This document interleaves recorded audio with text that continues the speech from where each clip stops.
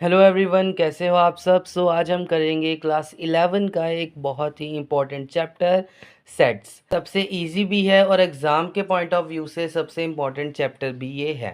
Sets chapter आज हम इसके जो है बेसिक्स इस वीडियो में करेंगे। जो सेट्स हैं वो क्या है, सबसे पहले हम इसकी डेफिनेशन से समझते हैं। तो डेफिनेशन इसकी कहती है a well defined collection of objects is called a set। किसी भी ऑब्जेक्ट्स की एक वेल डिफाइंड कलेक्शन को हम सेट कहते हैं। इसको और इजी लैंग्वेज में अगर आपने समझना है तो एक एग्जांपल लेते हैं।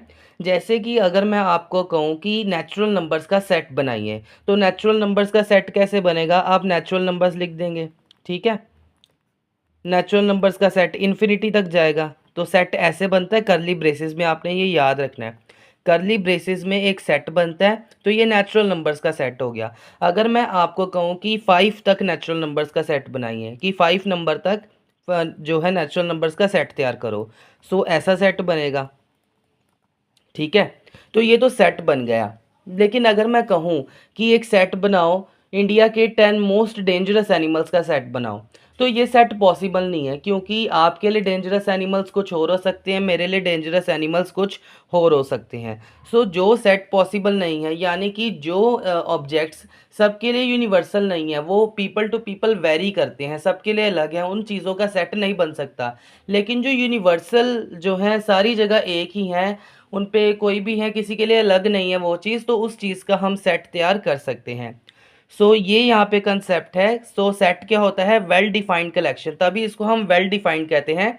Well defined collection of object. Well defined को हम कह सकते हैं कि जो सबके लिए सेम हो। ठीक है, हर जगह पे सेम हो, जैसे नेचुरल नंबर्स सबके लिए सेम है, 1 से लेकर इन्फिनिटी तक है। होल नंबर सबके लिए सेम है, 0 से लेकर इन्फिनिटी तक है। इंटीजर्स सबके लिए सेम है, माइनस नेगेटिव नंबर्स भी हैं, पॉजिटिव नंबर्स भी हैं और ज़ीरो भी हैं।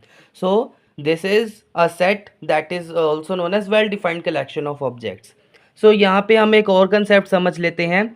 सबसे पहले हम इसको समझते हैं, this is an infinite set. Infinite set जिसमें अनलिमिटेड एलिमेंट्स हों।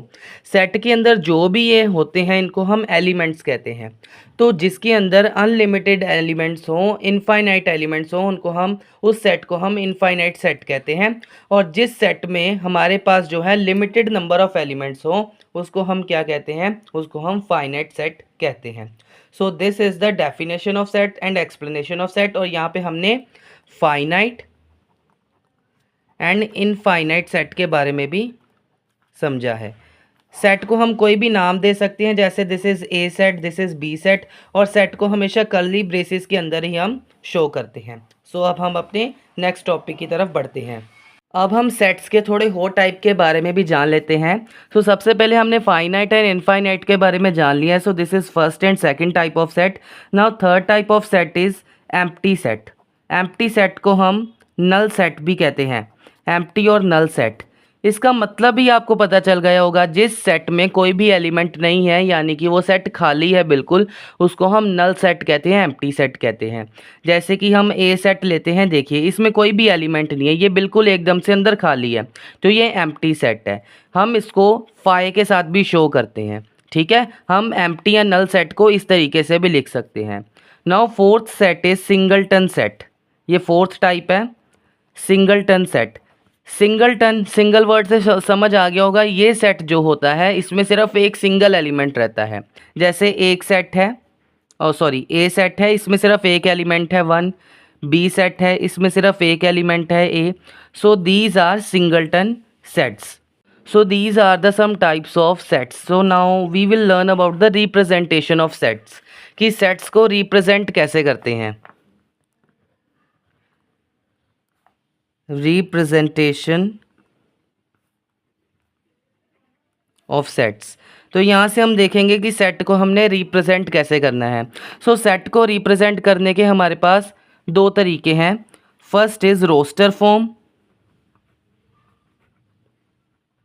And second is tabular form. So हम यहाँ पे दोनों सीखेंगे, roster form and tabular form. तो देखिए roster form and tabular form कैसे होती है।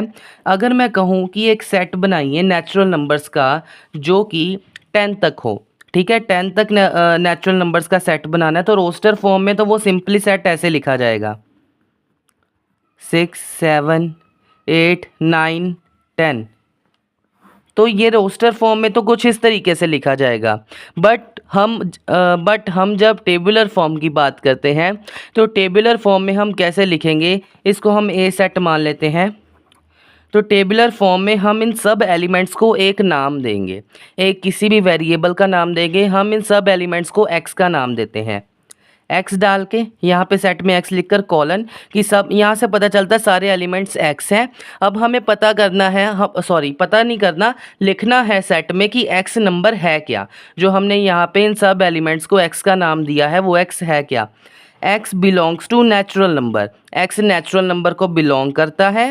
And x is greater than equal to 1, x greater than equal to 1 है, मतलब 1 के इक्वल है और 1 से बड़ा है। देखिए 1 के इक्वल भी है और 1 से बड़ा भी है।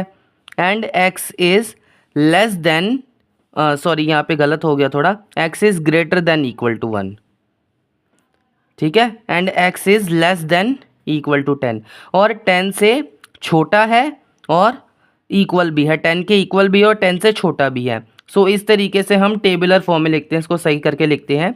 x belongs to natural number and x is greater than equal to 1 and x is less than equal to 10. So this way you have to show any set in tabular form. So tabular form में आप set को ऐसे show करेंगे। आज के लिए इतना ही। अगली वीडियोस में हम सेट चैप्टर के बारे में और भी डिस्कस करेंगे। आपको आज की वीडियो कैसी लगी कमेंट बॉक्स में ज़रूर बताइएगा।